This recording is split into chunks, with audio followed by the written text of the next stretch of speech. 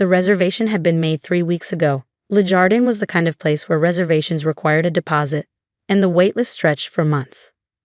My sister Jennifer called 2 days before our mother's 65th birthday. Family dinner at Lejardan, she'd said. Mom wants you there. Saturday at 7. Don't be late.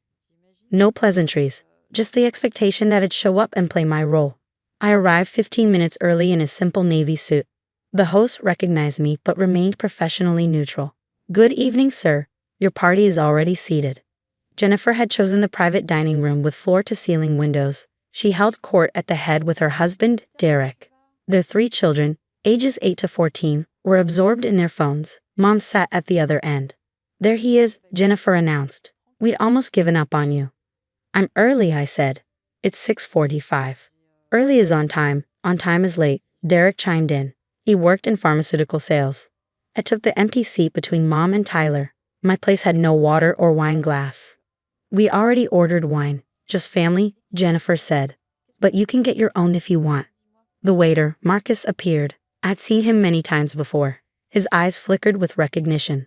Jennifer ordered appetizers for the table, oysters for the adults, truffle fries for the kids, cheese to share. She then launched into talk about expanding their house with Derek's substantial bonus.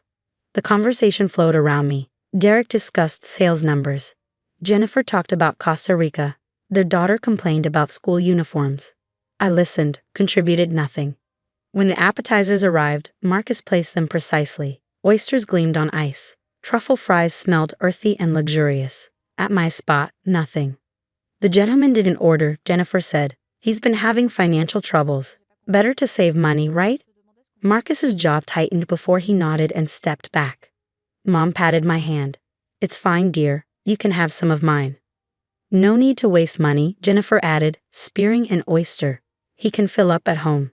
Main courses came, Wagyu steaks for the adults, duck for Derek, halibut for Mom. The children received perfectly cooked filet mignon. Each plate was art. My space remained empty. Are you sure you don't want to order something? Mom asked quietly. I'm fine, I said, and I meant it. Jennifer's fork scraped her plate. You know his problem? No ambition. Look at Derek. Started from nothing. Derek nodded. It's about mindset. I offered to get him an interview at my company 6 months ago, Jennifer continued. He didn't even show up. I had something else that day. Always an excuse. Something else, something better.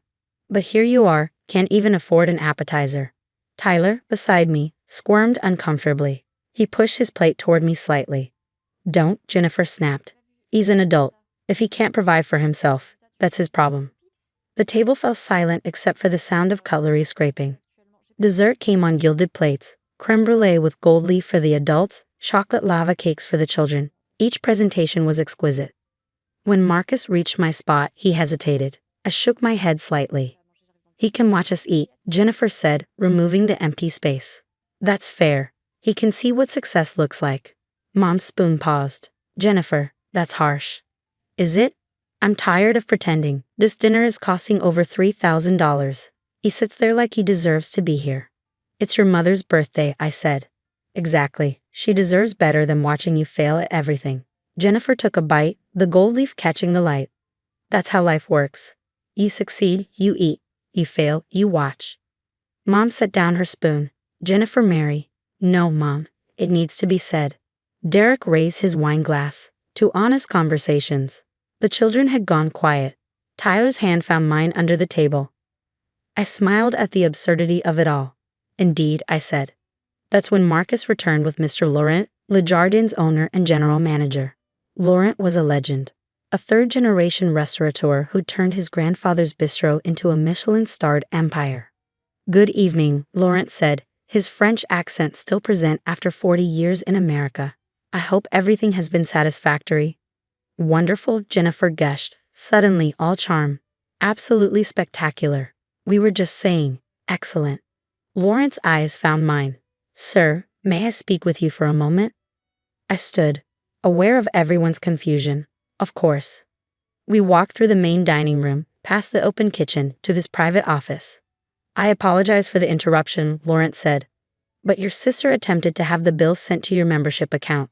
I sighed. Of course she did. I wanted to confirm before processing.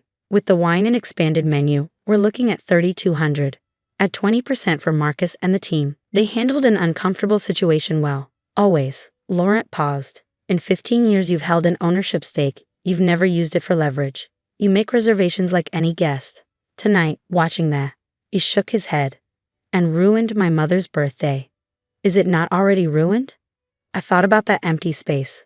No. Now it gets interesting. We returned to the dining room. Jennifer was finishing her dessert, already photographing the empty plates for social media.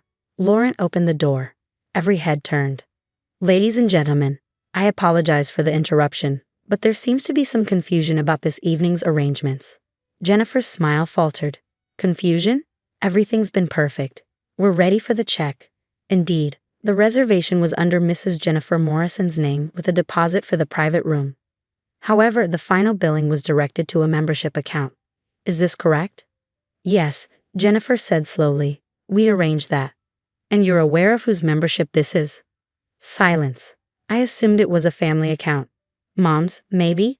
The account belongs to Mr. David Chen. Laurent gestured to me. He is a founding investor and 40% stakeholder in Lejardan. The words hung in the air like smoke. Derek spoke first. That's what? Mr. Chen purchased his stake in 2010, when we expanded from the original bistro location.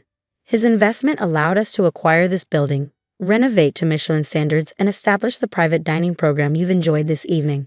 Jennifer's face had gone pale. That's not possible. He can't even afford. I assure you, it's quite possible. Laurent's voice remained pleasant, but something sharp lurked beneath the courtesy.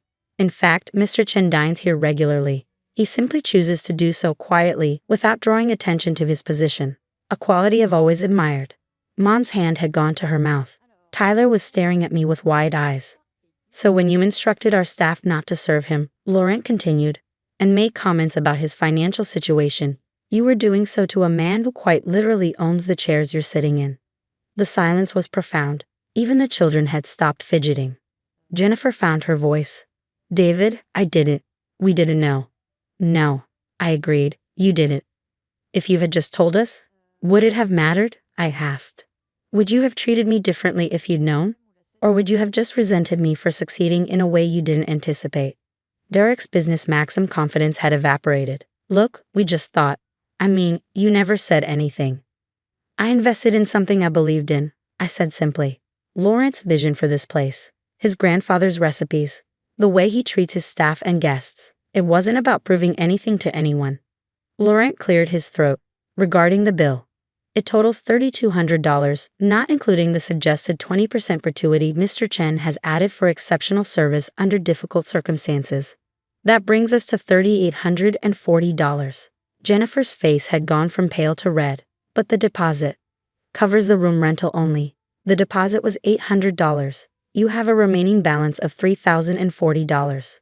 We don't have, Derek started, then stopped. You don't have $3,000? I asked. Strange. I thought the bonus this year was substantial. Something about expanding the house? David, please, Mom said. Don't do this. I looked at her, this woman who patted my hand and offered me her oysters while saying nothing when Jennifer removed my plate. Do what, Mom? Let them face the consequences of their choices? Their family. Am I? The question came out quieter than I intended, because for the last 2 hours I've been treated like an obligation, a burden, someone who could watch while everyone else ate. Tyler's small voice cut through the tension. Dad said to pay for my phone, I had to understand that money represents choices and consequences. Jennifer spun toward him. Tyler, be quiet. But that's what you said, the boy insisted. When I wanted the new one and you made me wait, you said life isn't fair and sometimes people have to learn hard lessons. Laurent glanced at his watch. I'll give you a moment to discuss payment arrangements.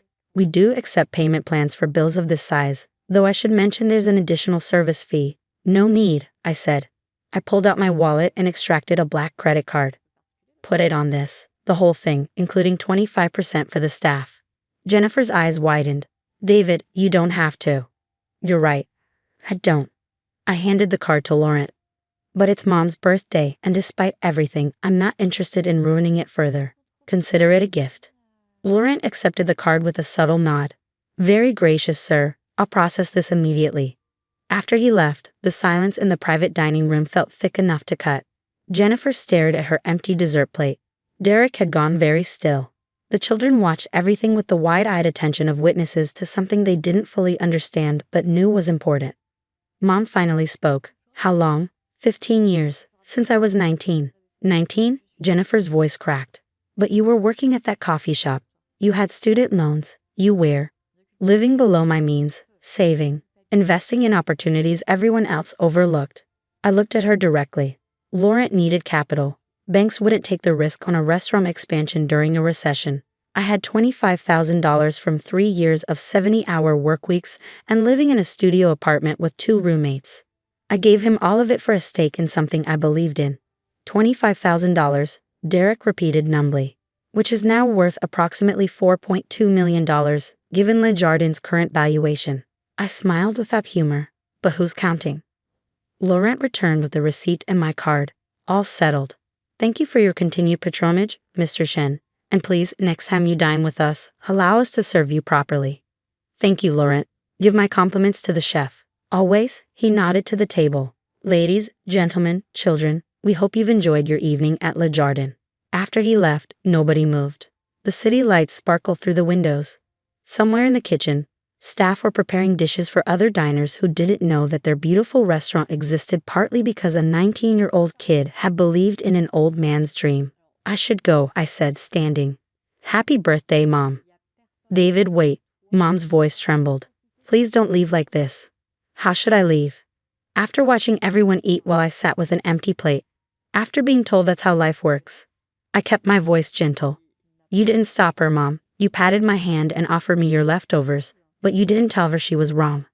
I didn't know, she whispered. About the money? No. But you knew it was cruel. You knew it was wrong.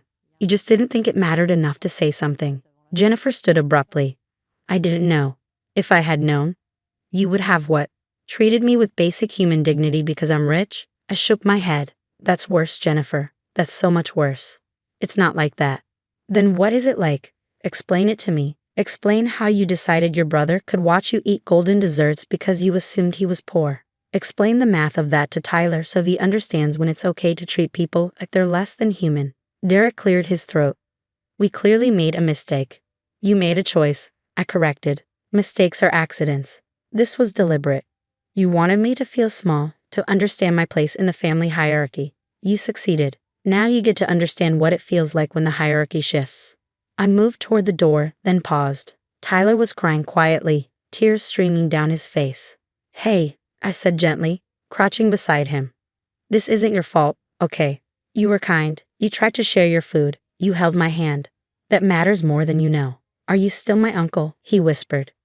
The question hit harder than anything else that evening. Yeah, buddy. I'm still your uncle. That doesn't change. Then why does everything feel different? I looked at Jennifer, at Derek, at Mom with her stricken expression and uneaten creme brulee. Because sometimes people show you who they really are. And sometimes the people you think you know turn out to be strangers. Will you come to my birthday? Tyler asked. It's next month. We'll see, I said, because I couldn't promise something I wasn't sure about. I left them there in the private dining room of Lejardan, surrounded by empty plates and gold leaf, and the consequences of their choices. Marcus caught my eye as I walked through the main dining room, and I nodded. The young waiter smiled, just slightly. Outside, the city stretched in every direction, full of lights and possibilities and restaurants where people made decisions about who deserved to eat and who deserved to watch. I pulled out my phone and called my assistant. Hey, I said when she answered. Can you book me a table at Marcelo's for next Saturday? Just for one. I'm thinking the tasting menu. Celebrating something? She asked. I thought about that empty space where my dessert should have been. About Jennifer's satisfied smile, Mom's silent complicity, and Derek's business maxims. About Tyler's small hand squeezing mine, and his question that cut straight to the heart of everything. No, I said, just remembering what it feels like to eat.